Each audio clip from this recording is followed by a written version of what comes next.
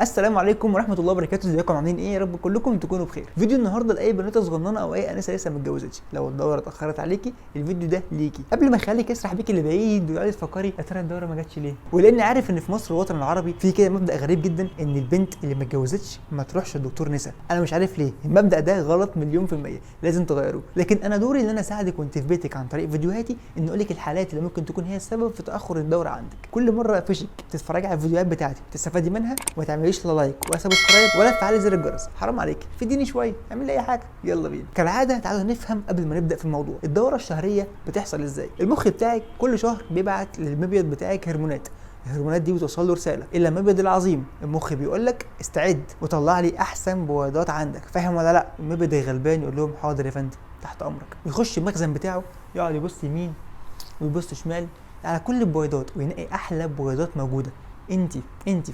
انت تعالوا ورايا. ياخدهم ويطلع بيهم بره يقول لهم بصوا يا بويضات، احنا اخترناكم لاصعب مهمه في حياتكم. انتوا مهمتكم تكبروا وتقلبظوا وتقلوظوا كده عشان تستعدوا تقابلوا الحيوان المنوي العظيم اللي هيجي وتكونوا جنين، والجنين ده يبقى بيبي صغنن عسول كده. انا عارف انت بتفكري ازاي، انا انسه جنين ايه وحيوان منوي ايه؟ مفيش الكلام ده. هو حافظ مش فاهم، هو ربنا خلقه كل شهر يعمل كده، يخش يطلع كام بويضه عشان يطلع جنين، والبويضه الغلبانه تسمع الكلام تقعد تكبر وتقلبظ وتقلوظ كده وتطلع الهرمون بتاعها. الهرمون بتاعها بيروح فين؟ بيروح على الرحم. يقول له يا عم رحم، المبيض قال لي ان انا هعمل جنين النهارده، استعد انا قربت اطلع من المبيض بتاعي، هجيلك انا والحيوان المنوي نعمل جنين جميل ونزرع جواك. يقول لها يا لهوي ده انا مش مستعد، انا الجدار بتاعي رفيع جدا. تقول طب انجز يلا دخنه كده وقلوصه عشان الجنين ينام فيه وهو مرتاح. وبالفعل الرحم يبدا يتخن بطانه الرحم استعدادا لاستقبال الجنين اللي جاي. كل ده مفيش جنين ولا حاجه، احنا عارفين بس هم اللي مش عارفين. وبالفعل تكبر البويضه بتاعتنا لحد ما توصل من 20 30 مللي كده، بقت مكلبظه ومقلوظه، تقوم مفرقعه. لما تفرقع تخرج من المبيض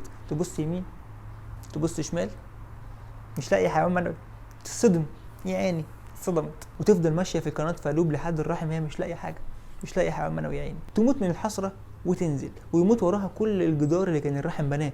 ما هو مفيش حاجه حصلت، لا في جنين ولا في حيوان منوي ولا في نيله. طلع المبيض كذاب ومخ كذاب والبويضه هبل صدقتهم والرحم اهبل صدقهم. فلما ما حصلش جنين كل ده بيتهد وينزل جدار الرحم السميك ده يقع على هيئه الدم والدوره ويرجع تاني جدار الرحم رفيع. دي بكل بساطه الدوره الشهريه. طيب يا دكتور عبد العزيز، انا فهمته كويس جدا منك يعني ايه دوره شهريه وبتحصل ازاي، بس انا عايز اعرف هي ليه ما جاتش الشهر ده؟ انا هتجنن، انا لسه انسه في ايه متاخرت عليا كل ده؟ خلاص يا ستي يلا بينا على الموضوع. رقم واحد ان يكون عندك كيس وظيفي على المبيض، وارجوكي ده شيء طبيعي جدا وعادي جدا واوعي تتخضي منه. الدكتور هيعمل سونار هيلاقي ان عندك كيس على المبيض، الكيس ده حجمه صغنن جواه ميه عاديه جدا، مفيش حاجه تقلق، لا جواه دم ولا جواه حاجه. بيبقى عباره عن ان البويضه اللي قاعده تكبر جوه المبيض دي ما فرقعتش وخرجت، فضلت محبوسه جوه، وبالتالي السكه بتاعتها ما كملتش فالدوره ما نزلتش. موضوع بسيط جدا، تستنى الشهر الجاي هينزل عليك دوره عادي جدا. طب هو ملوش علاج؟ ليه علاج، ممكن نعالجه ممكن نتابعه حسب راي الدكتور وحسب حجمه وحسب شكوتك عامله ازاي. رقم 2 هي صراع الهرمونات، معناها ان السبب اللي اخر الدوره عليكي هي الهرمونات. طب هرمونات زي ايه؟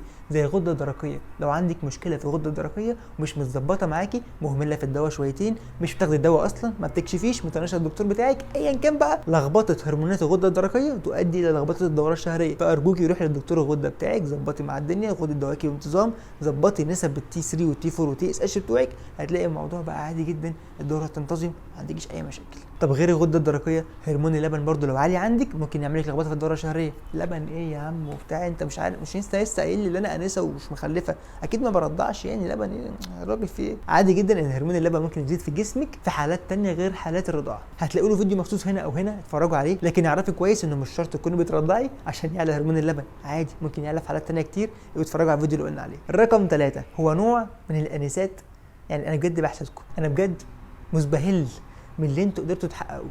انت قدرتي تعملي دايت قاسي وتخسي عدد كيلوهات فظيع في وقت قليل جدا، مبروك عليك، انت بوظتي هرموناتك. الدايت القاسي اللي بيتعمل بيحرم الجسم من مواد غذائيه مهمه جدا، المواد دي بتخش في تركيب حاجات كتير جدا مهمه في جسمك، من اهمهم الهرمونات، وده بوظ لك هرموناتك خالص. شاطره، الله ينور عليك. ولذلك انا بنصح اي شخص عايز يعمل دايت يعمل دايت مع دكتور تغذيه، يتابع معاه عشان يتابع بالتحاليل الصحيحه ويتابع جسمه بيخسر ايه ويعوضه ازاي، وتخس عدد كيلوهات معقوله في وقت معقول.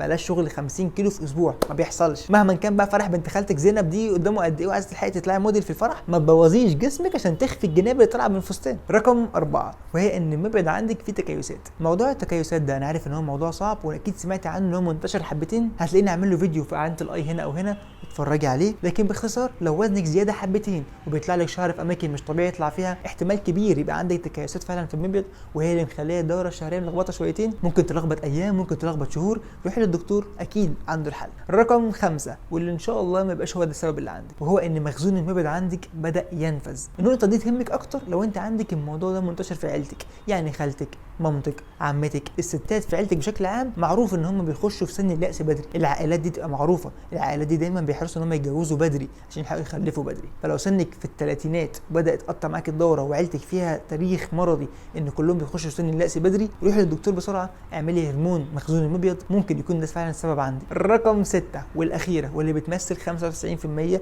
من الاسباب هي الحاله النفسيه. صدقوني الانثى كائن رقيق، كائن بيتاثر باللي حواليه بشكل محدش فينا يقدر يتخيله. لكن نرجع ونقول عندك حاله وفاه، بتمر بضغط في الدراسه صعب وامتحانات كتير، مسافره بره بلدك وعايشه في غربه لوحدك، كنت مخطوبه وقبل الفرح باسبوع ولا حاجه الموضوع فشكل، مشاكل في البيت بين اهلك ومشاكل كبرت شويتين وضغط زاد عليكي، اي ضغط باي سبب ادى الى الحاله النفسيه بتاعتك مش مستقره، حالتك كئيبه، انت عايشه في فتره حزن اليومين دول، بتاثر على الدوره الشهريه بتاعتك بشكل انت مش متخيلاه.